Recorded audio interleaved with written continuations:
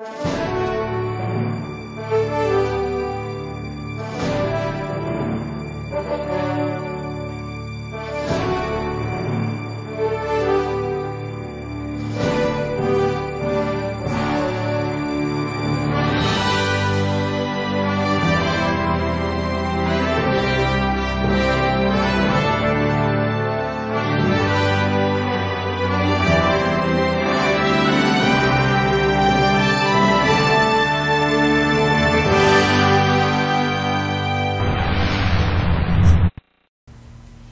and welcome to another edition of the Long Island View. I'm Tom Mealy. I am Tommy Moore. Tommy, I say time and time again that the Long Island View, we have brought more entertainment to the internet that's going on Long Island than I can remember. So many people have come through, and today, our guest today, other than being known all over the world, we're going to talk about what he's done in the past. We're going to talk about what's new in the future. How's your week going? It's been a great week, but this is great because this is part of every American family. This show, right? I think this was part of history. Absolutely. If we really start to think about it. About it. And we're going to introduce him in a few seconds, but first we got to build it up just a little bit here. I think it's history. Absolutely. It not? Yeah, it is. It's part of all of our lives. And to have him live here in the Madhouse studio is really a pleasure. And, like I said, we're going to get into the past, but then we're going to fast forward and we're going to talk about the future. So, you know what? I'm going to give you the pleasure. By the way, you're looking handsome today. Thanks, pal. Nice jacket, nice boots. Hey, you're looking good. The big guns are coming in tonight, so Oh, so you got to. Okay, all right. Look at me. I decided to dress down a little bit. Yeah, nice but anyway, jacket. hey, listen. Nice jacket. I was going to wear it, but you know what? I don't want to clash with you. You're looking marvelous today. It's marvelous. All right, ladies and gentlemen, Tommy. It is my extreme pleasure to introduce a guy that anybody within my age bracket has been part of our families for a long time. And it is really a great pleasure because he's a great guy to introduce Donnie Most. Donnie. Well, thank you so much for that beautiful introduction. In the Madhouse, I got to tell you, it's we've been blasting it out to all the followers of this show for the past week, and a lot of people are tuned in right now and exciting to see you here. I know that our troops overseas are watching tonight as well. So that's awesome. It's a real honor for us to have you down here. We got a lot of things to talk about. Yeah. I want to just go back because everybody knows you, obviously, from one of the biggest hits that were ever on television. 40 million people a week tuned in to watch, Donnie Most, Ron Howard, Henry Winkler, Henry, the couple crew, little Tom, names. 40 million people. That was an average. That was crazy. It was crazy. Because the young people won't know this as much, but back then there were only three. Prime time. It was the three networks. You didn't have cable. You didn't have internet. You didn't have any most households had one television. Yeah, a lot of them had one television. Really? Well, I remember. Yeah, by the time we were on, maybe average might have been two. Nothing like now. And 32 televisions. It turned into color. It wasn't like I Love Lucy. No, yeah. I'm curious. Past that. The last show you guys did, what was the number on that show? Well, I wasn't there because Ron Howard and I left after the 7th season, and then they did 4 more years.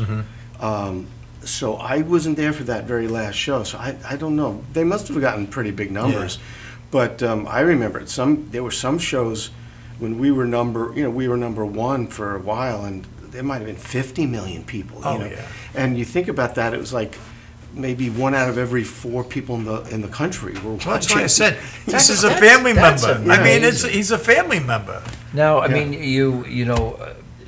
at that time, when you guys were doing the show, did you have any concept? How did you feel about getting on and knowing that many people would actually stop what they're doing, come home from work to sit down, 8 o'clock, 7 o'clock, whenever it went on, to actually watch it? How did it? It's hard to fathom and really comprehend it, the magnitude of that. I was 20 when the show started, so when we really hit, it was by the third season, and I was 23. It's very heady stuff, and you kind of don't really. I don't think you can fully grasp what's going on, and it started happening. When everywhere I would go, people would recognize me, and it got to the point, and that's, people think, well, isn't that great? And yeah, it was great at the beginning, and when it first happens, but then when your entire life becomes altered dramatically, it's not just once in a while. It got to the point where I almost became a hermit for a while, where I didn't want to go anywhere, and go out, and because it wasn't just once in a while, and you had like almost no privacy at all, and it was very strange adapting to that and making the transition. But you were actually fortunate in those days compared to now. Now, they want to catch you falling down. They want to catch you looking bad. It's horrible. It's horrible. We didn't have the paparazzi kind of thing it's horrible. that there's now. So we were fortunate, I guess, in that regard. But it was tricky and hard to, like I said, comprehend what you were saying. I was still surprised, when people would say things to me. It was like, wow, even here in wherever I was, Iowa. I'm sure you still get it. You go to different parts of the country, and then it's like, oh wow, yeah, they're seeing me here too, and they're seeing everywhere, and then it starts to hit you. It's crazy. It's a little surreal in a way. Yeah, it's got to be. Your favorite episode, your favorite remembrance of Happy Days, what would that be?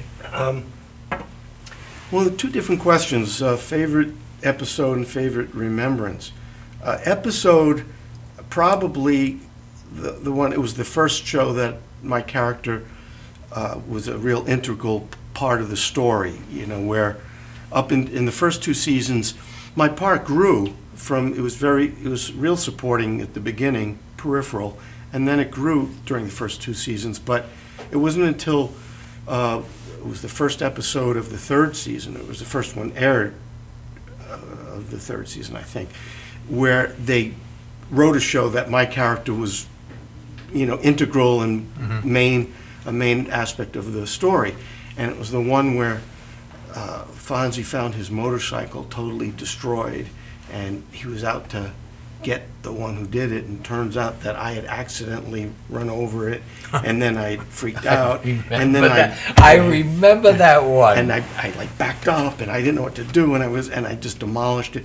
So I was like, I was going to head west, to leave. I was leaving town because I was freaking out that, he'd find out it was me, and so it was a really well written episode that gave me a chance as an actor for the first time that show to really flex some muscles, and so that was probably my favorite episode. I mean, there were a lot of other great episodes. Yeah, I'm sure. A lot. Sure. But that you one, guys were a family there. I mean, it had to be. There were a lot of great episodes. What is your fondest memory? The fondest memories I have are just, I remember, besides working together as a team, and with our director, Jerry Paris, Gary Marshall too. Gary was our executive producer, but Jerry was with us day in and day out, and he was a brilliant man. He did the Dick Van Dyke Show. Yeah, he directed most of the Dick Van Dyke shows and played the next door neighbor, Jerry Helper. Right. And he was a brilliant director, funny man, and all of us, I just loved the feeling of the collaboration and the camaraderie, because we got along so well, and working together to make everything as good as it can be. I wanted to bring that up because that is a great thing about that show, that just about everybody that was on that show became such really good adults, and not all the problems like we can go through the horrors of the other shows. And it's really, you could tell there was a camaraderie and a common respect for each other in that show. Yeah, am I right? Absolutely. We all respected each other and cared for each other, supported each other, and grew to love each other. And were the Mr. and Mrs. Cunningham actually kind of like, because she seems to be such a beautiful person. She must be like just a sweetheart, right? She is a wonderful lady, and vibrant and sweet. Yeah. And Tom was a great guy. Unfortunately, he passed away 4 or 5 years ago. But they were like surrogate parents almost. And I didn't have, I didn't know too many. I knew hardly anyone on the West Coast when we were doing the show. Did you have any pranksters? Who was the prankster? Jerry Paris was the biggest prankster probably on the show, and I'm trying to think, not more so than nobody in the cast. Henry a little bit, Henry. Sometimes. I could see that, but I don't want to stay too much with Happy Days because I want to get into. Donnie's got so much stuff happening here on Long Island. But before we get into that, I want to play one clip. Sure. And then we're going to end the Happy Days thing. Janine, can we have that clip from Happy Days, please? Don't forget that Fon's real. I mean, it's not important. I figured I'd hang it in the barracks and cheer up the guys. Mal, you're not going to hang these up at any barracks because you're not going to join the Marines. Just take all this stuff home, okay? But Fonzie, not join?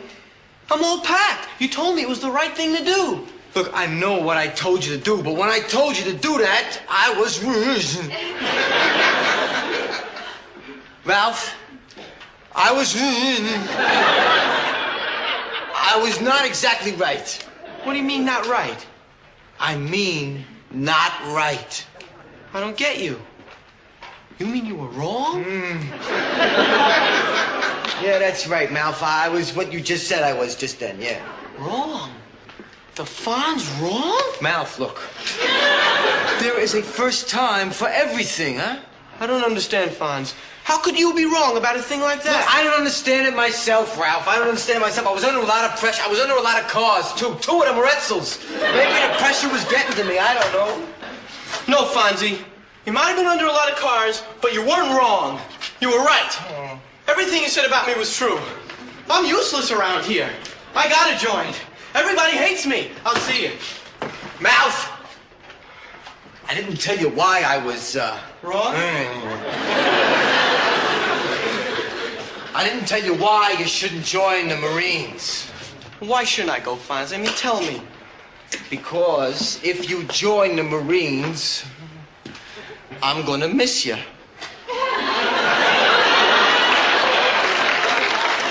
Miss me?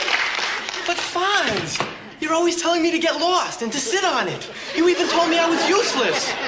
Ralphie, don't you know when I'm joshing? Amazing. What did you think of that? That was hilarious. You got to admit, I Fonzie never or Henry never ever Like you. apologized to any like me. This is true.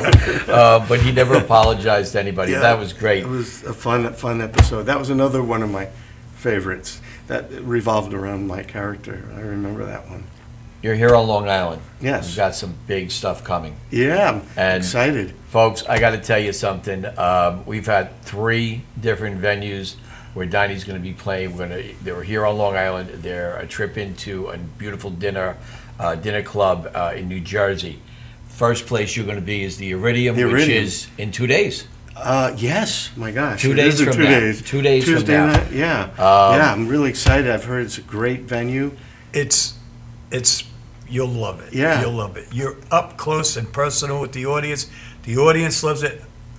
I love going to the Iridium. We do some stuff from there. Yeah. And I know Ron, Ron Sturm, and he's a great guy. Their staff is phenomenal. Oh, great. People, great sound people in there. I mean, you're gonna love it. That's I mean, awesome. It's an historical place. Just being there. I mean, it's Les Paul's home. You know what I mean? So it's The funny thing is that building, it's 1650 Broadway. When I was first starting to sing and all that, I went to take lessons, classes. There was a guy, an old vaudevillian named Charlie Lowe, who taught kids and teenagers and his wife, and they had a studio where, and I went from Brooklyn, I would take the subway into the city. I was 14 years old and by myself and go where was it, 1650 Broadway. Wow. Not only the same building, I'd go in the elevator, I remember, and I'd go down to the basement where the studio was. And somebody told me that the Iridium is downstairs on 1650 Broadway. Yeah. Right? It's level. You walk in, you walk down. You walk down. It's probably, I bet you, I can't. You freak out then. It might be the same space. That is the circle of life. Yes. Right there. Isn't that amazing? I've never been to the Iridium. Yeah. I've never once been down there. It's just being there and knowing what's happened and who's In been there. that particular- It's that those whole. walls. It's like the Beacon. Yeah. Not I the can't wait. size-wise, but it's that feeling when you walk in and the first thing you see, they have Les Paul's seat right there that he played right before he passed away. You know, and a big giant thing of the whole wall is Les Paul. And Yeah.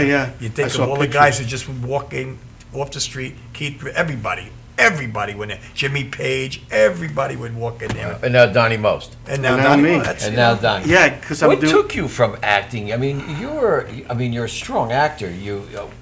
I never heard you sing on anything that you've been in. Yeah. I know that your love was singing. Yeah, well, before acting, Yeah. I was taking those classes, and then as a result of that, I got into a professional group through that studio, and I was singing up in the Catskill Mountains when I was 15 years old during the summer.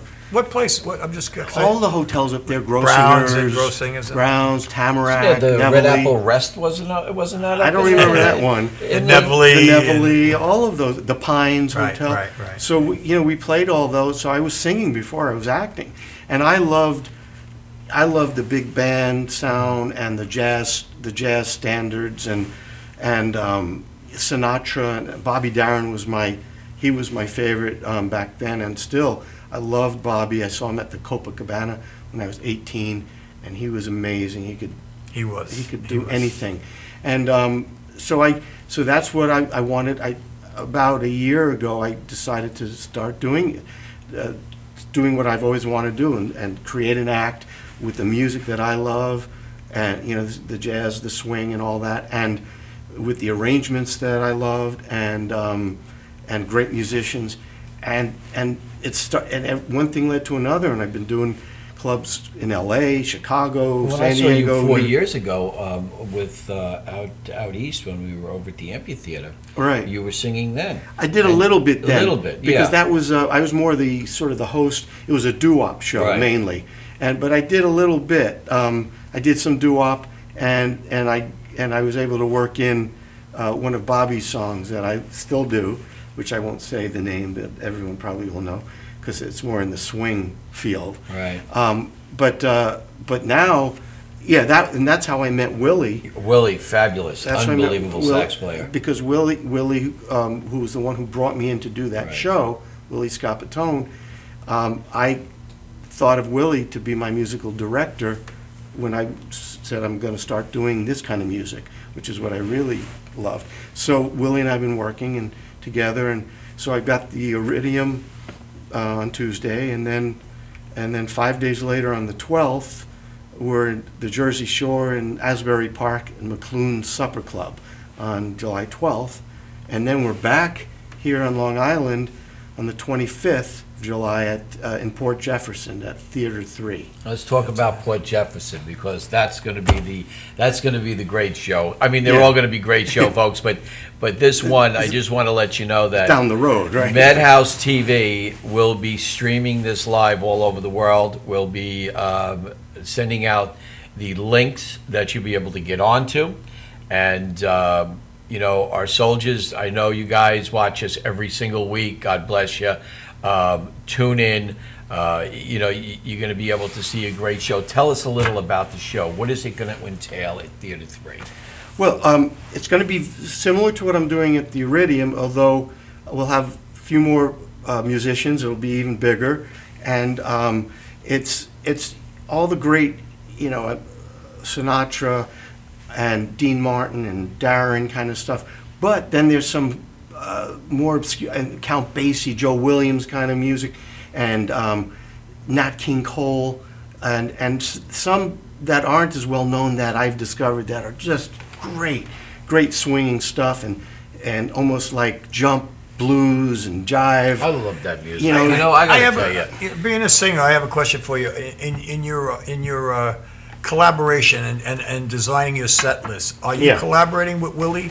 Are you Yeah, are you picking songs? I mean, how are you getting your influence? I mean, obviously Yeah. you have been influenced from a very young age. Yeah. But I mean, are other people say, hey, try this one, and then, you know, I'm just curious because Yeah. I know he's on the East Coast, you're on the West Coast. Yeah. Are you on the phone constantly, or?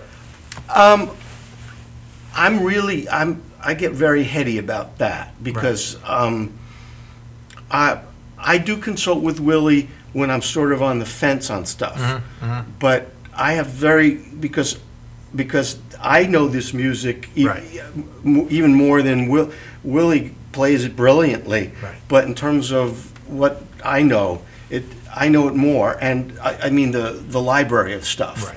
And then we'll get to a point where I'll say I'm not sure whether to do this one or this Right. one, and then we'll talk about that. And I'll send him stuff.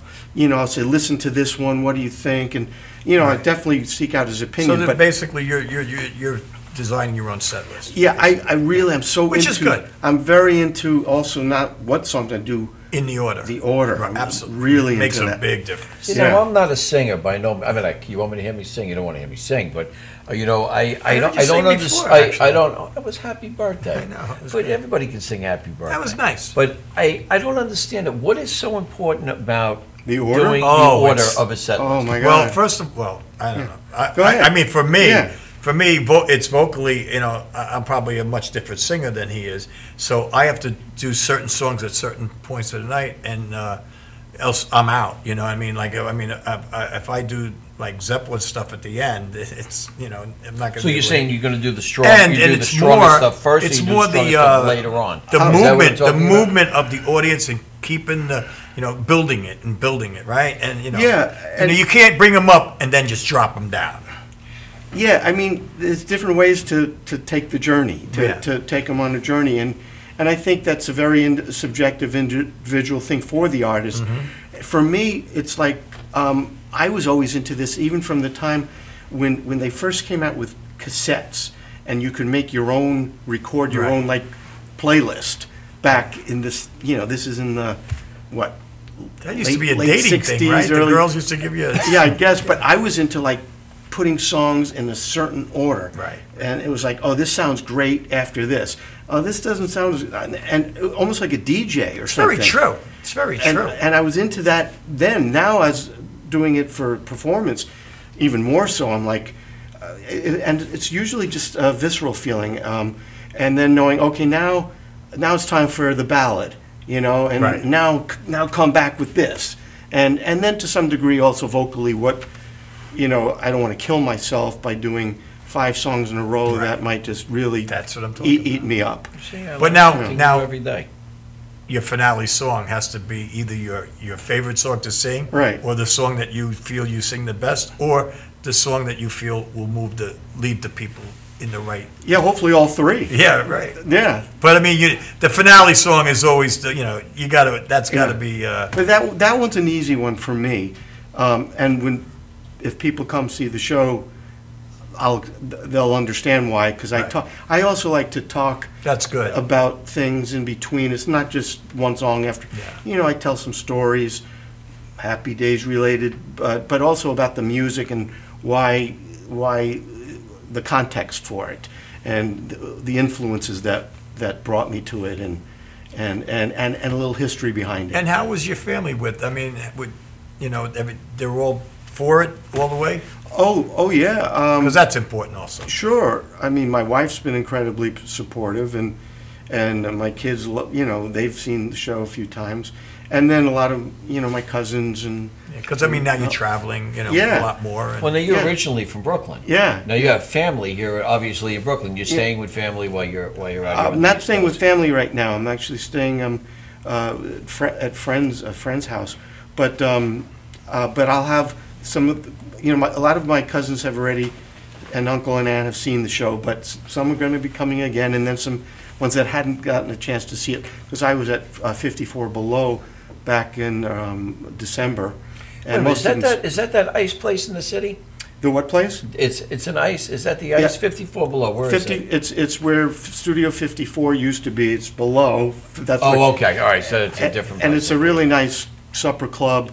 A lot of Broadway people play there, but some jazz as well. And it's a beautiful club. So I've played there twice. Those are the two places in New York, and now the Iridium. So we've gone past Happy Days. We're right here now in 2015. Where do you see Donnie Most 5 years from now, 6 years from now?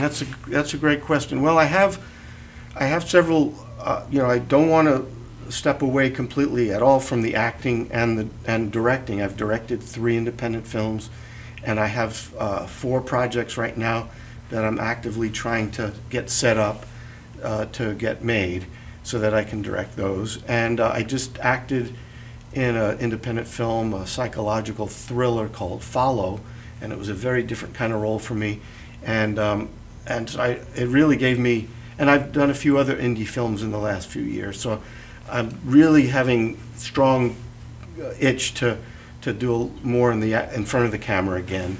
So I want to do, so in 5 years from now, I'm hoping I'm directing and acting, and then somehow fitting the music in. What about bringing the two together? Yeah. The acting and the music. Yeah, that would be great. I mean, that would be a beautiful thing. I mean, have to figure out the right. How do you get into that with the music and the acting? The right script. You could even play someone. You could do a Bobby Darin or something. Yeah, with Kevin Spacey. Yeah, I know. Although I was pitching that as a movie 30 years before Really? Kevin Spacey was at Paramount Studios when I was doing Happy Days, and we moved up the ladder. I was with Darin's old manager, Steve Blauner, and we moved up the ladder at Paramount, but then ultimately they wouldn't green light it, and then 30 years later Kevin did it. But you're right. I mean, maybe it's playing somebody, or it's coming up with a great script that combines have they the ever music. thought about doing a movie about Donnie Most? I mean, let's I mean, face there it is No, right no, there. seriously, You go from because the I gotta acting be to honest the with you. movie about I me? mean, why not? I mean, Why not? they've done them before about other people. I I gotta don't tell you, think I'm 20 there. years old. No, I think you are. We're 20 sitting here and asking these questions because we're inquisitive. Because I would definitely go and see it. I mean, you start Happy Days at 20 years old. 20 years old, we were kids. Yeah. We were 20 years old. That's and now as adults, I mean, the transformation from that, and then coming up through that, going back to your love of singing, getting out on stage, to where you are today. And I not know only that, I would watch it. I mean, I would see it. but not only that too. Like I said, you're a part of everyone's family. Yeah, Right. everybody No one wants to see what they're on. Everybody wants to see and I they're think cheering that for people you. would want to see where. I mean, when I was telling people that you were going to be on here, show, what play. time? I got to make sure. I got to set my alarm clock. I got to do this. And guys, you're watching out there today, but everybody that we attack through social media, which is phenomenal. I mean, literally tens upon tens of thousands of people that we have the ability to reach. The emails back and the responses and the messages back, what time, how do I get on, can you send me the link, et cetera, et cetera. So to see Donnie at 20 or 19 and even maybe before that up to where you are today, and get you up there and start singing. I got a good idea for you, Di. Yeah. How about a Broadway and start at the beginning and end it with the I singing? mean, you can do it. That would be a cool. Broadway show. Yeah. All right. You tell a few Happy Day stories. Oh, you you go mean like through a- that oh, you part mean of your like- life. oh, you mean like a and the one- next thing you know, We got about a minute left, Oh, and then when a we one-man come show back, is what we're you're saying. actually going to give you a treat. When we come back, we're going to have Donnie get up and sing a little bit for you. But, Donnie, before we go out, Right. all right, there's one thing that I think you still have, Right. and one thing I know you know what I'm thinking. No. So, I can you don't look know. in that camera and tell me what you said after every show? Oh. Go on.